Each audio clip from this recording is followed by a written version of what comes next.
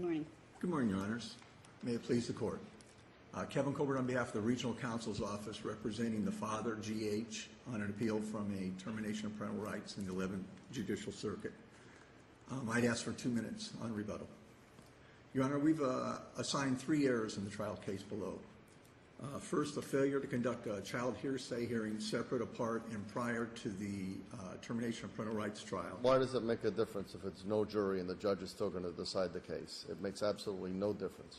It makes it, well, I believe it makes a difference, Your Honor, because as defense counsel, I need to know how to present my defense. You've got the judge right there to consider the hearsay arguments, whether he's there in a separate hearing or during the same hearing. It makes a difference to me in my preparation. It may, but legally it doesn't make a difference. I believe it does, Your Honor, whereas we had T.O., the 4th DCA decided there in T.O. that, in fact, there was a requirement for a separate... T.O. doesn't say that. It doesn't state that the trial court must have a hearing prior to the trial in a non-jury trial. It does not say that.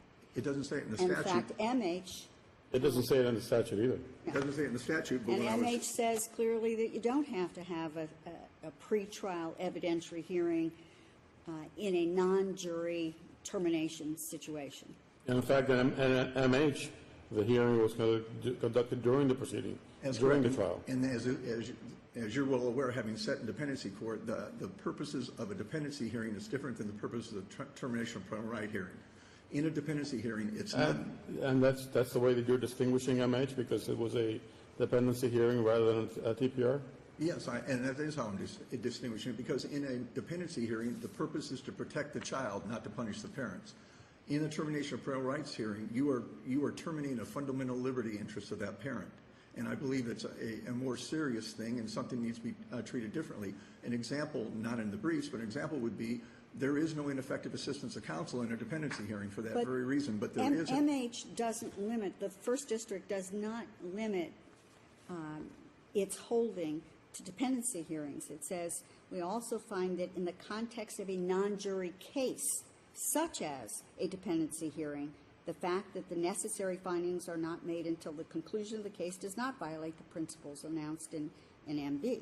So it's saying because it's a non-jury case, not because it's a dependency case, that you can make that determination at the conclusion of the trial. And I understand that, Your Honor. I'm asking this court to make that distinction, and I'm also pointing to T.O., which was a 4th DCA case, where the quote was, in this case, the trial court conducted a hearsay hearing prior to trial as required by statute and determined that the hearsay statements were reliable and trustworthy. Which is what the fact that they said that it was required by statute really doesn't make it so, because the statute doesn't require it. Well, they're reading that in, and I'm asking this court to do They're the reading same. it into the statute. You're right. And in the same way, yeah, you're right. But what I'm asking this court to consider is, as a defense counsel, on a child hearsay, and in this case, as in most cases, there's a criminal case concurrent. Criminal case is entirely different. You have a jury. Has no similarity to this case at all. No, I'm using it in a different context. You're saying that it's a concurrent criminal case for the same party? There's a concurrent criminal case. I've got a defendant. Now, do I put that defendant on to testify? I need to know beforehand whether, when making that consideration, what evidence is going to be coming in. Yeah, but the criminal proceeding is of no moment in the TPR case. It is. I understand it is for you and for your client. It's obviously a moment to my client where he testifies, and that can be used against him. Now, there's a statute, 390132, which says that no testimony can be used in a subsequent criminal or civil proceeding, but it is not limited use immunity. Excuse me, it's limited immunity, not use immunity, and there's case law on that. So the bottom line is, when my guy gets up and testifies, anything he says may not be used directly in the criminal case, but it can be used against him. I'd like to know beforehand whether or not, and to advise my client, whether or not I think he should take the stand and testify.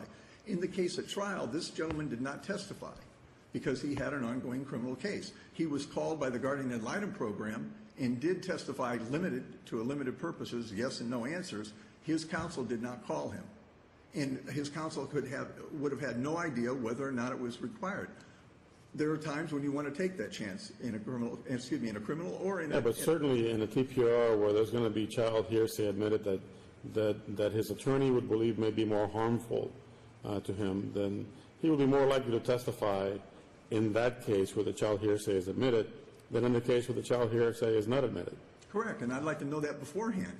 But in this case, it wouldn't have made a difference. Well, it was admitted after the fact, and he did not testify. He may have wanted to testify had he known that was going to come in, which brings me to the second point of my brief, which was there substantial and competent evidence to support the admission of the hearsay? Well, once the state puts on their case, you could have asked for the trial court to make a ruling at that point as to whether or not the statements are going to be admissible. And then your client could have made his determination as to whether or not to testify. He testifies, during his side of the case, which is after the conclusion of all of the evidence presented by the state. But in fact, there was an objection on the record in the, if you look at the record on, give me 1 second, Your Honor. And the ruling was, I'll decide not to consider it if it's Right, not admissible. exactly. So the trial counsel did ask to have it heard beforehand and for a determination to be, if it's made There was immediately before the there's trial. a difference between making an objection and asking for a ruling before he puts on the defense. Well, she didn't ask for a ruling, she asked to have the hearing before the trial, whether it's immediately before the trial or whether it's... But it was already the trial, and the trial court had determined that it was going to hear the child hearsay issue during the trial. So once the state rested, clearly the defense could have said, my client has to determine whether or not he wants to testify, and it's going to be dependent on your ruling on whether or not these statements are admissible. You could have asked for a ruling at that point. She could have, and she did ask previously, and there was a ruling against her, Your Honor. But the ruling was to have it done pre-trial. This is to have a ruling pre-defense side of the case. I understand what the court's saying, and I would guess that's true, but I think this is fundamental error. It doesn't need to be preserved. I think it goes to the fairness. It goes to the fundamental fairness of the trial, not to know what evidence is going to be used against it until afterwards when there's a ruling. That's a different argument, and that really has nothing to do with what MH decided. And I mean, you're talking about something completely different. You're saying that in some way it is fundamental error to not have this hearing pre-trial. That was what my argument was all along, Your Honor, because it doesn't allow me to prepare my defense properly. But nothing in the statute requires that. Nothing requires that. I'm asking, and I say right in my brief, I'm asking this court to look to the fundamental fairness of the, and again, it doesn't have to be 10 days in advance, which is what's required in a criminal case. And you're right, criminal case is totally different. But in this case, I believe there needs to be some advance notice, even as limited as Judge Rothenberg is suggesting. I think that is a little late in the game because there are other considerations, including petition for writ of certiorari, if in fact there's some sort of a fundamental error in irreparable harm. I'm not. So if I could move on to my second point, Yes. which is the sufficiency of the evidence. In this case, in Townsend, the Florida Supreme Court said you need to look at the source of the child hearsay for trustworthiness, and you need to look at the reliability of the statements, the time, content, and circumstances of the statements. In the case of... And the statements are admissible unless there is an indication that there's a lack of trustworthiness. So you start with a presumption of trustworthiness, and then you must establish a lack of trustworthiness. Okay, I Your mean, Honor, when you start, I don't know if you start with a presumption of trustworthiness. I was You just saying, start I with a think it's- presumption that it's admissible, and that it's admissible unless it's established that it's not reliable. I look at it differently. I look at it as the department has the burden of showing trustworthiness and reliability. You don't start anywhere. You start with, they put on But doesn't the evidence. statute say that the introduction of hearsay, it permits the introduction of hearsay statements made by a child victim unless the source of information or method or circumstances by which the statement is reported indicates a lack of trustworthiness. Okay, I understand what the court's saying. That being said, Your Honor, in the case at bar, we have the incident occurred on January 2nd, 2011. We have the maternal uncle who, without getting into character, was the initial interrogator and who was not trained, who interrogated the child, took the child to the mother who said in her statement that she interrogated the child 10 different times. They went to the police. Was this the time that the uncle witnessed the act? Well, what he Some witnessed, part of an act? what he witnessed was supposedly the father had his hand between the child's legs, clothed, but they went to the police that night at Opelika. And the Opelika police called them back and said, bring the child in to go to the rape treatment center, which they actually go to Christie House or to CPT. They didn't return. The mother's testimony at trial was that she went back a week later. There's nothing in the record to support that. In fact, that child was not formally interviewed for 2 months, not just a few weeks like the guardian's brief says. It was actually 54 days, 60 days later. And the only reason CPT interviewed that child was the case came in because the mother threw a shoe at the 3-year-old child, hitting her in the head. The case came in on that, and then from there evolved to where it went. So there was no formal interview of this child, no educated interviewer of this child for 60 days. And part of Townsend is looking at the source of the trustworthiness of the child hearsay. Those two initial people, the mother had accused the father of molesting their own child previously at a supervised visitation at the family court services. It was an allegation, it was unfounded. The maternal uncle and the mother had been involved in a custody battle for some time. I believe that needed to be considered by the trial court. Then when you add in that nobody interviewed this child for 60 days, and for 60 days, the mother admitted that she, time and again, she... The very first interview was after 60 days? Yeah, the very first 54 days. Sir? 54 days? 54 days. January 2nd, February 21st was when CPT finally interviewed. And in fact, the CPT interviewer there was Ms. Francis and Dr. Alvarenga. Dr. Alvarenga testified she had no recollection of how the child, she said, I don't ask leading questions, but she had no recollection of how the child came about telling her story. Everything that went on from that, the Christie house was 7 months later when this child was interviewed. And I would argue this court is an abuse of discretion for this trial court to find that there's a sufficiency of evidence when nobody formally interviewed this child for 60 days. The original interviewers had a bone to pick. They were involved in a custody battle with the father, and I believe that could very easily have contaminated the child's memory. Lastly, there's a question under 90.80323 as to when the child's not available, you're required to have corroborating evidence. Judge Fernandez spoke to the only thing that could be considered corroborating evidence, which was the maternal uncle's testimony 3 different times of different things he saw. But the question then becomes, is that similar fact evidence? I would argue this court that the trial court's reliance on the psychologist and on the pediatrician were improper. The pediatrician said there was sexual abuse by history. There's a case that I cite in my brief, and I can't recall it off the top of my head. And so you're arguing that the uncle's testimony of the separate events was essentially Williams Rule evidence as opposed to res geste? I mean, this is part of the crime itself, isn't it? Or rather, the event itself. Well, the child said that he touched her, and when the child's finally formally interviewed, that he touched her in the bathtub. That's not what the maternal uncle testified to. What was charged in the charging document? In the termination of parental rights? Yes. I believe it just said, actually there were numerous charges, none of which were proven. I mean, I don't believe it. But you believe none were proven? What events were charged in the... There was because the child made numerous inconsistent statements. That's what 3-year-old childs want to do, especially when it's months afterwards when she makes these allegations. But the uncle testified to 3 events that he allegedly witnessed. And one was the event in the bathroom. Correct. Where he heard her saying, stop it, and what he observed. And then the second incident when he hears the door opening and closing, and he goes out and sees the defendant peering outside and doing what he's doing. And then the third incident, which is the one that caused him to then report it to the mother and the maternal grandmother and so on. So those 3 incidences, or what he witnessed, are what make up the allegations in this dependency complaint. The only Williams Rule evidence would be the molestation of the mother when she was 13 years old. Right. That's the only similar fact evidence here, right?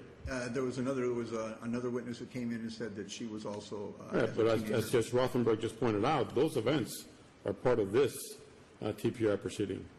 That's except for correct. the mothers. Well, but the trial court relied on those other similar facts, if I'm not mistaken. as to But the- in terms of cooperation, Right. these three things that the uncle witnessed is the corroborating evidence to the child's hearsay statements, correct? And the question for this court is, are those similar enough to the incident that was They alleged? don't have to be similar. It's corroboration of what she says happened.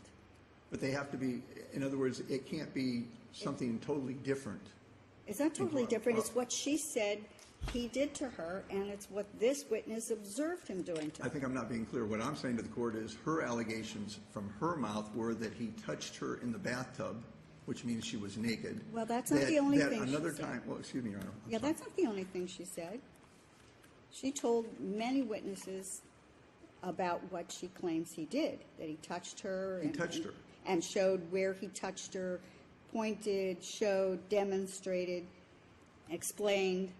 And another time he touched her, her mother saw, he touched her on, excuse he touched her on two private parts, and that the mother saw it and spanked the father. There were numerous allegations by the child, but the summary of them was that he touched her. There was no specifics other than the one time in the bathtub, that he touched her private parts, and that the mother in turn spanked him for that. I think the totality of the allegations were he touched her, not where, not how, just that he touched her. But for example, when the maternal uncle and the mother queried her originally, their question was, who touched you there? Not who touched you there, naked, whatever. The point I'm trying to make is I don't believe that there is good corroborating evidence, assuming that the court finds that there's substantial and competent evidence to allow the hearsay in to begin with. And for that reason, I'd ask the reverse. Thank you. Good morning, Your Honors. Hillary Kambour for the Guardian Ad Litem program, and I'm here to address the court as well on behalf of Ms. Perkins with the Department of Children and Families. I think Your Honors understand the statute doesn't require that the hearing be held prior to the trial. MH holds that specifically and does so, as Your Honor pointed out, not because of the importance or the direness or the degree of criticalness of the hearing, but rather because a court, unlike a jury, can hear inadmissible evidence and separate it out were it to determine that it shouldn't be Well, considered. clearly, if the trial court had ruled that these statements are inadmissible, it would have been hard to separate all of this out after hearing from half a dozen or more witnesses that testify as to the statements. But that's not what happened in this case. The trial court found that it was admissible. Wouldn't it have been a better practice is after hearing all of the evidence at the close of the state's case for the trial court to make its ruling and then to put the defense on notice so the defense can determine whether or not they want to put on a case? I think, Your Honor, had this trial judge been presented that specific evidence, which we're hearing for the first time today, it's not even in counsel's initial brief, that he may well have done so. This would be, second-guessing that proceeding, but he was never presented this argument, and as I say, it's just being presented today. The court's ruling on the child hearsay issue came after the conclusion of the TPR proceeding, correct? I believe But that's right, but before the issuance of the final judgment. That's exactly right, separate orders. And MH is a little different. MH is a little different in the sense that the court gave some oral ruling with respect to the child hearsay. That didn't happen in this case, did it? I don't believe so, no. Does that make a difference? It's hard for me to comment on that, Your Honor, because the court wasn't presented with the argument that we're hearing today of whether or not that it mattered to the defense. And no one said to the court, once the state finished its case, Your Honor, we'd appreciate a ruling on the child hearsay issue so that we can determine how to present our defense. Precisely. That didn't happen. Precisely. And legislatures made it very clear that such a pretrial proceeding isn't necessary on a bench trial. Well, I'm not so sure that they made it very clear, but they certainly didn't say that a pretrial proceeding is required. Right. They know how to say a hearing is required, but they didn't say, and they certainly know how to say pretrial. So one would say that if they had enough ink to say that in a criminal case the hearing is required, they certainly should have had enough ink to say in a TPR the hearing also would be required prior to trial. Exactly. Now, I believe the second issue was as to the reliability and trustworthiness of the child's statements. And the primary argument is Dr. Archer's testimony that the questioning of the child had to take place near in time to the incident. Interestingly enough, really the court relies not on the mother and the uncle's questioning, but rather on the experts' questioning. And the first experts to speak to this child testified, obviously they'd been trained, they knew how to question a child in an open-ended fashion, We are et cetera. talking about a 3-year-old, and that much time does draw into question how much coaching, the reliability, the memory, all of those things. And, Your Honor, the court actually heard expert testimony to contradict Dr. Archer. I believe 4 of the experts testified that the fact that the child was questioned later didn't make her unreliable. In fact, the fact that she continued over this time period to say the same thing over and over again demonstrated to them that she was remembering something that actually happened. We also have 2 experts testifying that the child did not appear to be coached. In fact, I believe, I'm getting them mixed up, I think it was Zanis who said, or it was the therapist, Duraneth, who said the child actually liked the father. There was no evidence that she was coached. So the court heard expert testimony contradicting Dr. Archer, her expert opinion that the child should have been questioned within days, and said, you know, we did have experts who knew how to talk to these children. And what's interesting also about some of the disclosures, especially I believe to the therapist, was that they were spontaneous. So they're reading a book about a child who's been sexually abused, and the child spontaneously says, that's what happened to me, and names the father. And even Dr. Archer had to admit that the child was consistent about who sexually abused her all through the many months that she gave these statements. So I believe there was competent and substantial evidence to support the trial court's findings that the child was reliable. And the corroborating evidence, 100%. Corroborating evidence just requires evidence that tends to prove what the child said happened to her. That's all the definition of corroborating. Anything that tends to prove, of course, anything but hearsay, that tends to prove that the child was abused in the manner that she was. An eyewitness to the child being, you know, with the man with his hands in her crotch absolutely corroborates her testimony that he touched her there. Whether it was in the bathroom, where he touched her there. She said that over and over again. He touched her in her, you know, in her private parts, and it's exactly what the uncle witnessed. The credibility of this witness was attacked significantly by father's counsel at trial, and the court made a determination of credibility, which of course it is entitled to deference on appeal. We additionally have, which I don't believe. I forgot to ask you before we began, but is the guardian also going to be speaking, or are you speaking on behalf of both? I'm speaking on behalf of both, Your Honor. Additionally, we have the expert testimony in addition to the eyewitness. I don't think we need anything else, but we also have the expert testimony that this child was acting in a manner consistent with that of a child who's been sexually abused. The Zemjiski case says that is sufficient corroborating evidence. She was acting out sexually, and that was consistent.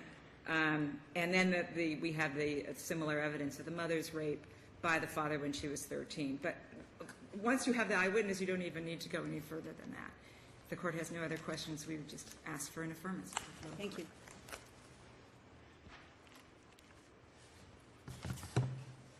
Briefly, Your Honor, again, I would point to Townsend, which lists above and beyond the trustworthiness and the reliability a number of other factors, none of which were reached in this case. Did the child spontaneously tell somebody? Was it at the first available opportunity? Did the child use language that's... But according to Townsend, that's just one of the factors to consider. I mean, the fact that the interview occurred 54 days after the incident is, in and of itself, not determinative, is it? No, but at the same time, I think when you consider it in the light that it was the mother who was in a custody battle and who had falsely accused the father before, and 54 days go by, she was told by the police to take the child to the rape treatment center the night of the incident and didn't bother. And it wasn't until it came in on something else that it finally, and I envisioned the coaching. I envisioned when she found out this child was going to CPT for something she did. Sure, the child's consistent. It's a 3-year-old child. Dr. Archer testified that 3-year-old children, when asked by an adult, even if they don't know the answer, will give an answer trying to please the adult. This child heard the answer, she gave an answer or heard what they wanted to hear, and she repeated it and repeated it again and again. They're pointing to 7 months later when the child made spontaneous statements. I would argue, and Dr. Archer testified, that children can have enhanced memories. She didn't use the terminology, but that over time, that these memories become inculcated. In this case, I believe the failure to take this child to have somebody interview her professionally in a timely manner defeats any purpose, defeats the purposes of spontaneity, it taints the child's testimony is what I'm trying to say to this court. And for that reason, and for the reasons I stated before, I'd ask this court to reverse the remand. Thank you. Thank you very much. All right.